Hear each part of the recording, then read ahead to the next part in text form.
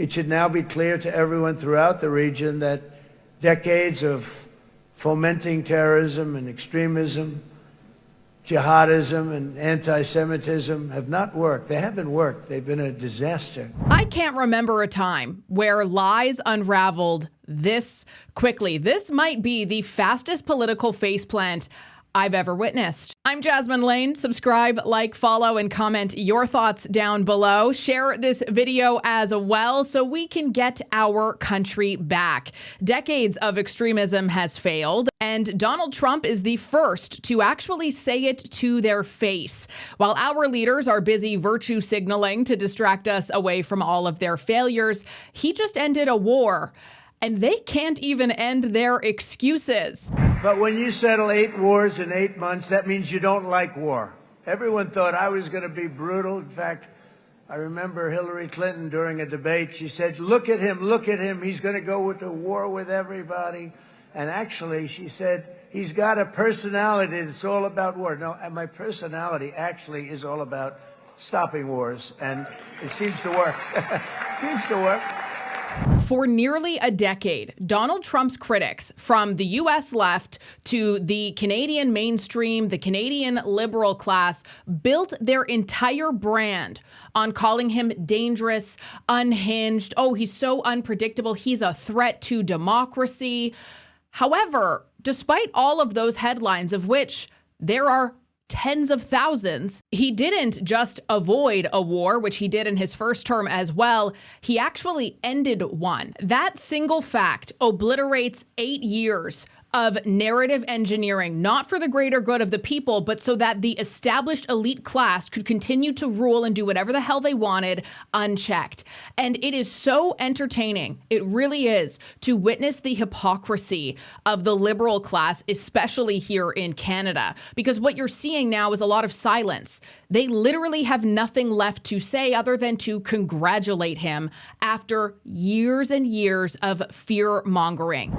Pierre Poilievre is very much in sync with President Trump.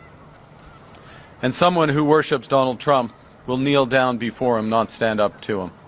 And if I may, you kindly hosted me and some of my colleagues a few months ago, and I said at the time, you are a transformative president. And since then, the transformation in the economy, unprecedented commitments of NATO partners to defense spending.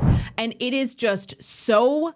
It's hilarious. Actually, it is. It is very funny to me to see all of these self-proclaimed foreign policy experts, oh, Trump this, mega that, who parroted all of that same anti-Trump narrative or hysteria for so many years. And all of them who framed him as this reckless man, compared to the steady hands of Mark Carney and Justin Trudeau. I don't think it does huge damage. I do think it lets a little more air out of the tires. There's just a gentle diminution in people's assessment of Mark Carney as having initially been this kind of Superman, and I think he's much less viewed that way now. Now those same steady hands are watching from the sidelines as Donald Trump brokers peace in the Middle East, gets bipartisan credit, and redefines leadership on the world stage. All the while, many of them chose instead to not end the war. But have you noticed that the talks with Hamas fell apart on the day Macron made the unilateral decision that he's going to recognize a Palestinian state? And then you have other people come forward, other countries say, well, if there's not a ceasefire by September, we're going to recognize a Palestinian state. Well, if I'm Hamas, I basically conclude, let's not do a ceasefire. Right. Because we can be rewarded and we can claim it as a victory. So those messages, while largely symbolic in their minds, actually have made it harder to get peace and harder to achieve a deal with Hamas. They feel emboldened. To give the T-word group that orchestrated all of this exactly what they wanted. Crazy that didn't end anything. You know what's funny though is Donald Trump never once changed his values and morals in order to appease to anybody. Nope, he stayed firm in his beliefs and his word and the truth. UK, we have Australia and Canada recognizing the Palestinian state. What does that say about our influence? Well, these countries are doing it, frankly, because of domestic political pressure in their own countries. You know, because of migration policies, their countries have been flooded with foreigners who have become politically active and are insisting that their governments do these sorts of things. And so that's what they're responding to. But look, it's irrelevant. It's going to get a little bit of attention, but there is no Palestinian state. You can put all the, it's kind of an emblematic of what the president says about the UN. You can put out all the paper in the world you want. The only way there's ever going to be a permanent solution to this challenge between Palestinians and Israelis is a negotiated settlement, one in which the Palestinians are going to have a territory and they're going to govern it, but it cannot be one that's going to be used as a launch pad for attacks against Israel. And that's something that has to be negotiated with Israel. It isn't going to exist without Israel's participation. That's what these leaders should have spent their time working on, ending this war, eliminating Hamas, so you can get to that stage of talks about that topic. But for them, and for some of them in particular, more than others, it's sort of a vanity project that's trying to make themselves relevant. But here's the bottom line, and here's the truth. Okay, when it comes to actually getting peace done, when it comes to actually stopping this, they're not going to any of these other countries. Of course. They're coming to us, they're going to President Trump, and they're asking him to get involved and bring it to an end. You just asked me about a letter to from Hamas. Hamas didn't send a letter to France. Hamas didn't send a letter to any of these countries on your list. Hamas apparently, supposedly, sent a letter to President Trump because everyone knows, even an evil group like Hamas, that he's the only one with the power and the influence to make something happen. I do want to show you this clip. I'll put it up on screen of Donald Trump and his handshake with Macron, which is hilarious. And I swear it's almost like a, you screwed up, buddy. Yeah, see, this is what real leadership looks like. And it is very fascinating to see all of these world leaders flying down to get their photo ops in, even though they all unanimously declared that Palestine would be recognized as a state. Breaking news coverage as we are covering a historic moment here in Israel, because for the first time in 2 years, over 2 years, 738 days, Hamas holds no living hostages in its captivity for the first time. And it's even more funny to see Mark Carney, after Donald Trump puts in all of this work, his statement on the release of hostages, where he says, the release of hostages is a moment of profound relief. After over 2 years of suffering, today families are finally reunited. For the Jewish people, this is a moment that holds two truths at once, a grief for what cannot be restored and a fragile light of what might still be repaired. And all these ideas, wonderful papers that have been signed by so many countries, including Canada, don't make any difference on the ground except for the fact that they emboldened Hamas. Hamas thanked Canada for recognizing a Palestinian statehood because they said that is a direct fruit of our attack on October the 7th. So if anything is counterproductive, that was one of these issues, recognizing Palestinian statehood. What we need is to build trust. And again, all of that under the backdrop of the same government who decided to waive all of the noise complaints that the pro-Palestine marches had in Ottawa, that didn't have any criminal prosecution in the slightest towards any of the vandalism, fires, threatening, intimidation, nothing like that. And now, of course, they want their little photo op victory lap with Donald Trump after he actually gets something done.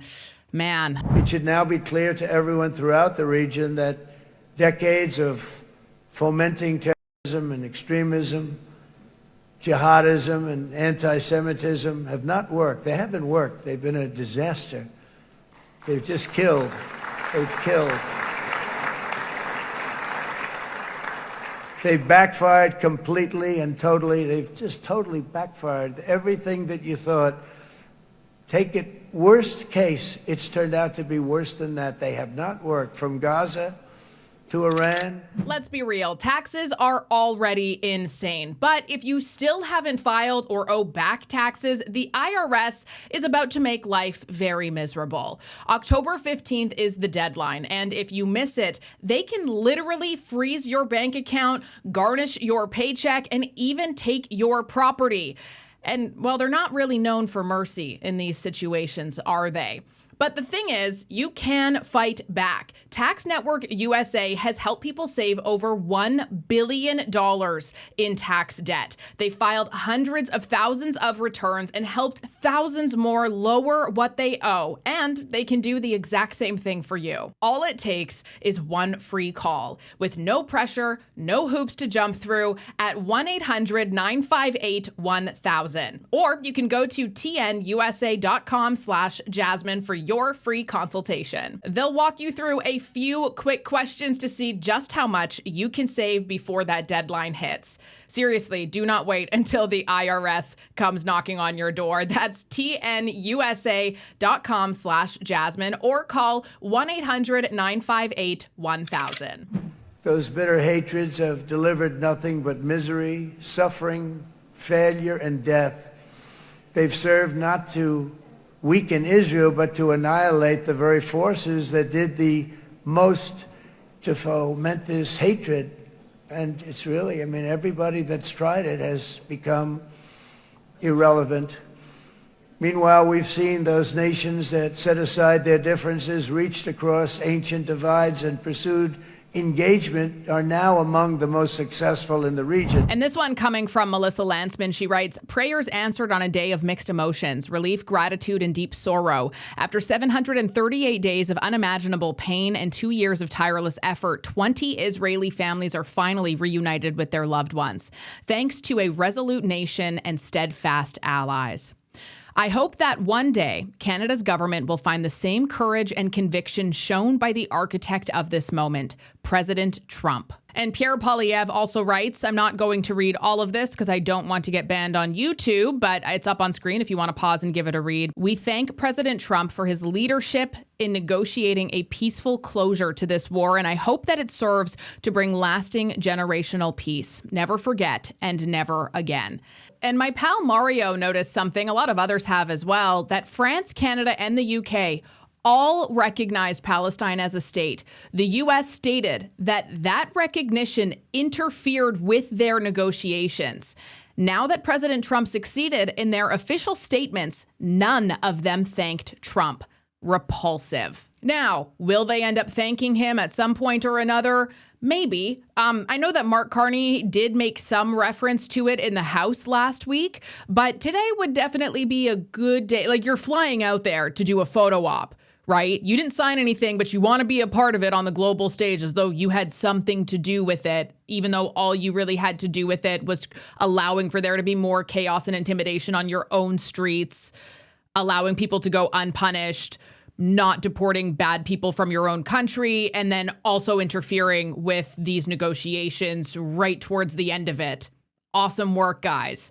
And I personally just cannot wait for all of the mainstream media to be like, oh my gosh, Poilievre is just like Trump. See, conservatives are worshiping Trump. But you know what? After today and after so many other things that Donald Trump has managed to do in such a short period of time of his administration, I, for one, I don't really care if anybody throws that at me at this point. I think, yeah, you know what? Actually, maybe it would be cool if we had a leader, a nation, a country that actually cared about itself. That would be awesome. In my view, Mr. Carney is really, as a leader, the biggest fraud almost in how he got elected. I don't recall anyone being so opposite in terms of how they govern as opposed to what they ran on as he has been. And I don't believe that if Mr. Poilievre had been the prime minister, had he won, I don't think we'd be in the same position.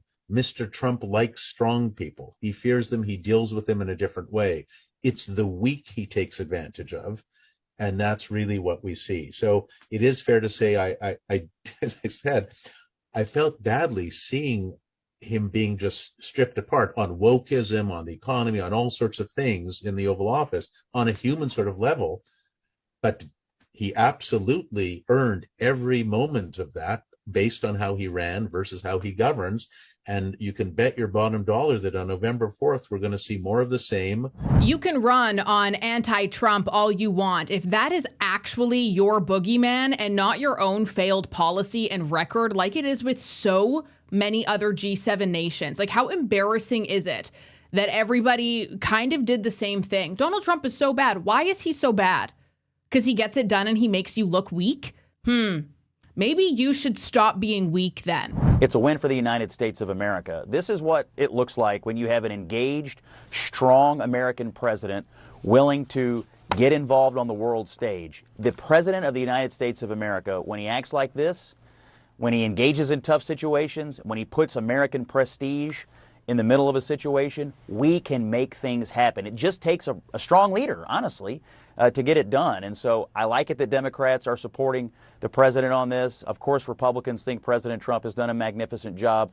But what that tells me is that this is transcending politics. This whole issue, has been on our minds for 2 years. And I think all Americans, whether you support Trump or you oppose him, or whether you support Netanyahu or you oppose him, or wherever you are on the spectrum, you want it to end. You want peace. You want the hostages to come home. And so for the American president on the world stage to be the singular figure brokering this deal, it makes me feel great as an American. And of course, I'm glad as a Trump supporter that he's getting the credit that he deserves. This is without a doubt the biggest diplomatic realignment in the Middle East since the Abraham Accords. It's really, really significant. Whether or not each side holds their end of the bargain is something that will have to be a kind of a wait and see moment. To give you sort of the Coles notes, because there's so much news going on about this right now and it can be a little overwhelming. The Trump-led ceasefire deal, here's some of the key points. During phase 1, it's the immediate peace. So that's where we're seeing the hostage release, all 20 surviving Israeli hostages released. That has already been underway. Remains of the 28 deceased hostages also are being returned. A full ceasefire has been enforced under United States supervision, and that has been held since Friday, which is really good news. Military pullback for Israeli troops as well as Hamas, where they are withdrawing from key urban zones, and that has allowed hundreds of thousands of Palestinians to return to northern and central Gaza at this point, as well as hundreds of aid trucks entering Gaza daily, rebuilding access to food where it was lost, medicine, fuel for 1.5 million displaced civilians at this point in time. Phase 2 is going to be a little bit more tricky. Again, we'll have to wait and see. Hopefully it actually happens exactly as it's laid out to be. But phase 2 is the transition plan, which includes disarming Hamas. Trump's 20-point peace plan requires complete demilitarization of Hamas with oversight from the United States of America, Egypt, Qatar, and Turkey, as well as a new board of peace. Because as we know right now, the Palestinian Authority and Hamas have kind of been running everything in a really horrible way for a really long time. So they will be transitioning into a new governing body that will manage all of the reconstruction, policing, and border coordination. Israel has ruled out a return of the Palestinian Authority, which means that a new international coalition will shape Gaza's leadership. I've done past videos on the Palestinian Authority too, and that is definitely a very fair, reasonable, and I would argue necessary move to make. Rebuilding Gaza is also included in this, where the World Bank and Egypt estimate reconstruction costs to be around $53 billion US. Funding is going to be coming from a whole bunch of different Gulf allies, US-led partnerships, things like that. Most notably coming out of Saudi Arabia, the UAE, and Qatar. And the big focus during phase 2 is also going to really just be rebuilding homes, hospitals, water systems, taking us into phase 3, essentially the long game, which is regional stabilization, continued normalization between Israel and Arab nations under U.S. mediation. This is not only the end of a war. This is the end of an age of terror and death and the beginning of the age of faith and hope and of God. It's the start of a grand concord and lasting harmony for Israel and all the nations of what will soon be a truly magnificent region. I believe that so strongly. This is the historic dawn of a new Middle East. A new security force, creation of a Palestinian Security Authority trained by regional partners, replacing Hamas militias with internationally vetted forces, and a peace summit expansion, which was what was signed today. They're wanting that to evolve into a broader Middle East stability conference, aiming for a formal peace declaration by early 2026, so long as the ceasefire holds. So a couple things to note going forward, what to kind of look out for. The implementation risk, again, whether or not Hamas truly disarms, or if it splinters into new militant factions.